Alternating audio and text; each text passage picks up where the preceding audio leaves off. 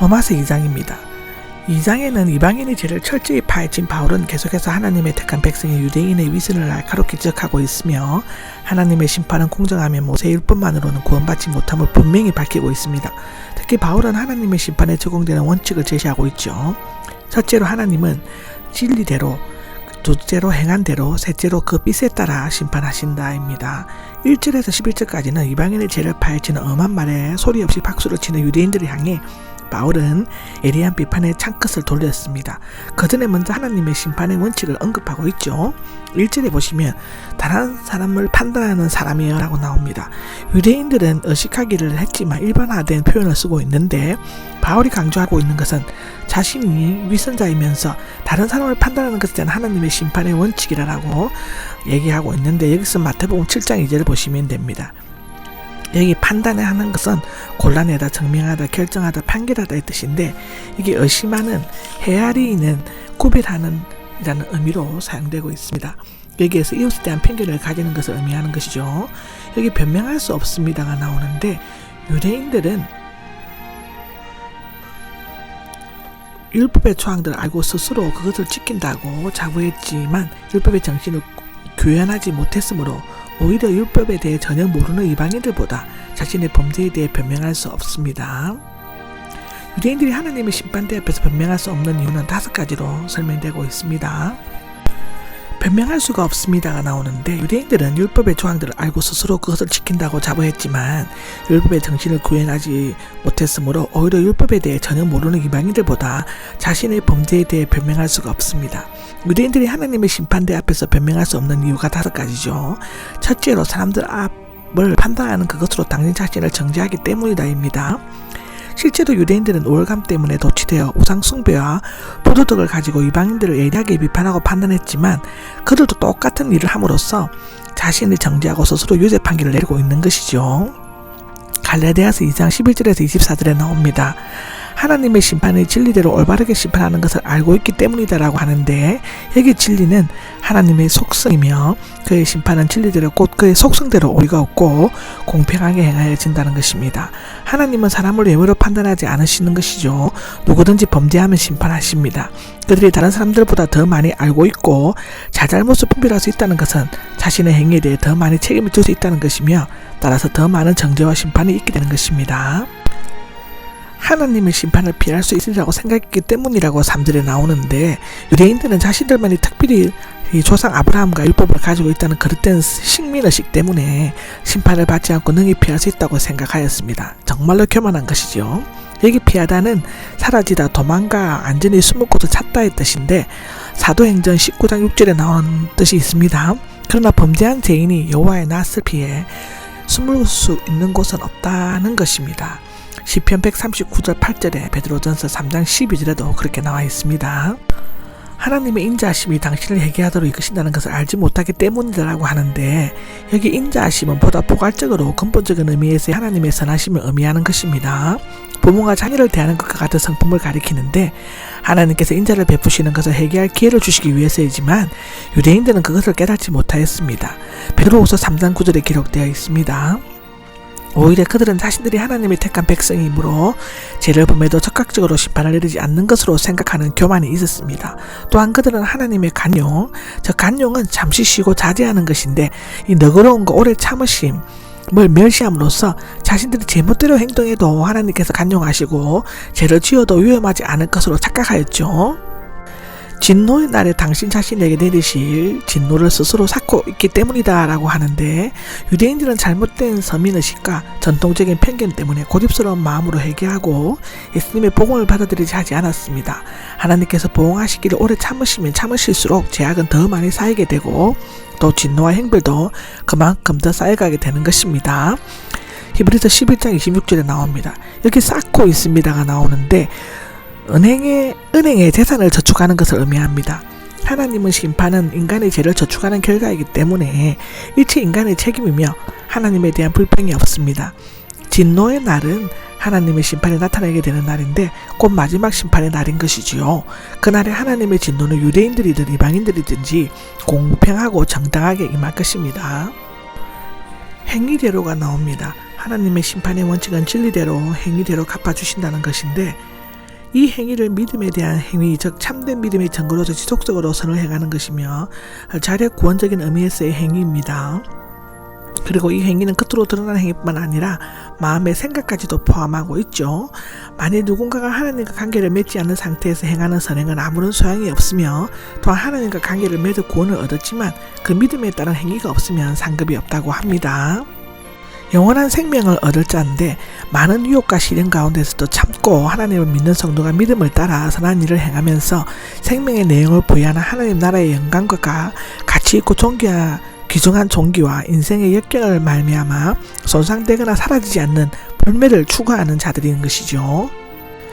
진노와 분노를 당하게 될 자라고 8절에 나오는데, 이기적인 야심에 사로잡혀 즉 용병이나 사꾼처럼 이기심으로 움직이며 자파 이익에만 몰두하는 당파심을 가지고 진리에 순종하지 않고 불의에 순종하는 자, 여기에서 진노하는 마음뿐만 아니라 행위와 동작까지 포함되고 있는 노여움인데요. 여기 분노는 마음속에 화가 치밀어 오르는 것을 갖게 의미하는 것이죠. 두 단어는 하나님의 싫어하심이 확고하고 최고조에 달하였음을 나타내며 이것을 피할 방법은 없는 것입니다. 환난과 고뇌가 있게 될 자인데, 이 환난은 밖에서 오며 인간의 영혼을 압박하는 것을 의미합니다. 고뇌는 사람을 움직일 수 없도록 구속하는 마음의 상태이고, 이런 환난과 고뇌는 악을 저지르는 자들의 영혼에 있게 될 것이다는데, 여기에서 악을 저지르는 자와 선을 행하는 자는 서로 다르다 하는 것이고, 여기 전자는 수행하는 것이고 후자는 단순히 행하는 것입니다. 그리고 영혼과 영혼은 육신을 포함한 사람 전체를 의미하는 것이지요. 먼저는 유대인에게 그리고 헬라인에게가 나오는데, 복음의 순수와 마찬가지로 환난과 고통도 똑같이 임한다는 것입니다. 영광과 존귀가 평화가 있을 자인데, 영광과 존귀의 반대는 환난과 평화는 반대는 고통이죠. 사람은 뿌린 것을 거두게 되어 있습니다. 결정적인 행동은 인간의 선택에 달려 있습니다. 선은 선을 낳고 악은 악을 낳는다고 성경은 기록하고 있죠.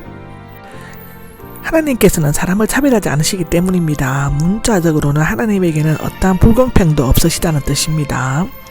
전형적인 히브리어 표현으로서 얼굴, 즉 외모로 취한다는 뜻이지만 오히려 차별하거나 편애하다로 번역하는 것이 좋습니다. 진실하시고 공의로우신 하나님은 특정한 인물이나 민족을 사랑하시거나 특별 취급을 하지 않으신다고 성경에는 계속 기록하고 있습니다. 12절에서 16절까지는 앞부분에서는 하나님께서 각 사람에게 행한 대로 갚으신다는 것입니다. 원칙에 대해서 말해주고 있는 것이고, 여기에서는 그 행위를 심판하시는 표준의 율법에 대해서 말하고 있는 것입니다.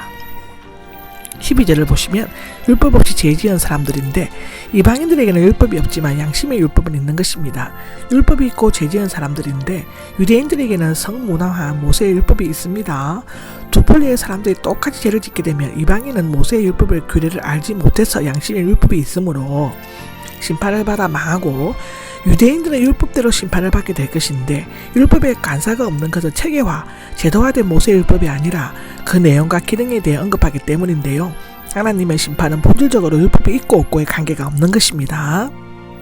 여기 율법을 듣는 사람이 나오는데, 당시 해당에서는 안식일마다 율법, 토라가 낭독되었는데, 듣는 것은 그들에게 하나님의 뜻을 알 수 있는 유일한 길이었죠. 율법을 듣고 아는 것만으로도 무의미하며 반드시 그 실행이 요구된다고 레위기 18장 4절, 갈라디아서 3장 10절에는 기록하고 있습니다. 14절의 본성으로인데, 직역을 하면 자연이 자연적으로 이며 본질이나 본질적인 것, 자연적 상태를 의미하는 것입니다.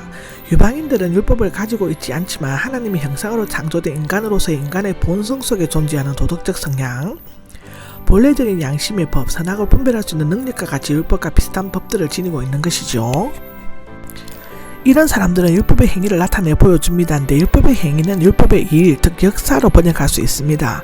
율법이 난 결과의 총칭이며 두 가지를 의미로 하는데, 첫째는 하나님의 형상으로 창조된 인간의 윤리적으로 마땅히 해야 할 일과, 두 번째로는 인간의 스스로 힘으로 율법 규정을 성취하는 것입니다. 양심이 선언하고 있는데, 여기 양심은 공통된 지식이라는 뜻으로 양심으로 공통의 사실을 안다는 것입니다. 양심을 존재론적으로 이해할 것인가, 기능적으로 생각할 것인가는 매우 어려운 문제인데, 양심은 지식, 오성을 의미하며 선악을 분별하는 기능이죠. 인간의 바른 인식의 주체인 것입니다. 신약 성경에서는 하나님의 윤리적인 법을 알고 구체적으로 하나님께 응답하는 지식으로 되어 있습니다. 자기 자신에게 율법이 됩니다. 근데 유대인들의 율법은 돌비에 새겨져 있습니다. 이방인들의 율법은 마음에 새기는 것입니다.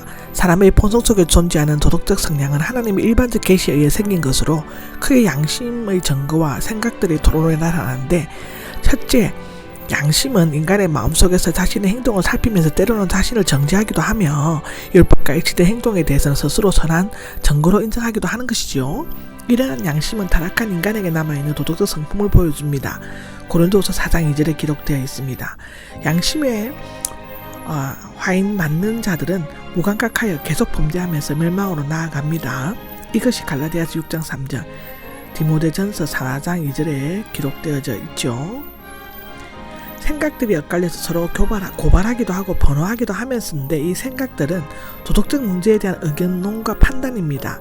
마음은 도덕적 문제가 심의 되는 법정이고, 여러 가지 생각이 갈등을 하면서 결렬한 토론을 벌이는 것은 그들의 마음속에 율법적인 요소가 새겨져 있는 것을 나타내는 것이지요. 심판하시는 그날에 드러나게 될 것입니다 라고 기록되어 있습니다. 이 구절은 그날에 하나님께서는 사람들의 숨은 일을 내 복음에 의해 그리스도 예수님으로 말미암아 심판을 하실 것입니다 라고 번역할 수 있는데, 즉 바울이 믿고 전한 복음에 따라 하나님께서는 모든 것을 심판하시자는 것이지요. 여기에서 내가 전한 복음은 내가 영감으로 받아 전한 복음이라는 뜻입니다. 그러므로 권위가 있는 것이지요. 그리스도 예수를 통하여 예수님은 과거의 창조와 현재 섭리와 미래의 심판자로 오실 것이라고 말씀하셨죠. 고린도후서 마지막 심판날에 참되신 하나님께서는 민족적, 문화적 차이나 특권, 외모 등에 의하지 않고 엄밀한 중심을 보시고 기록된 율법의 마음에 새겨진 율법이든 참되고 공정하게 심판하실 것이라고 합니다. 그때에는 율법을 알았느냐 보다는 그것을 쫓아 살았느냐, 그리고 그 결과가 어떤 것인가에 보다는 그 목적과 동기가 무엇이냐가 중심적으로 추궁될 것이라고 성경은 기록하고 있습니다.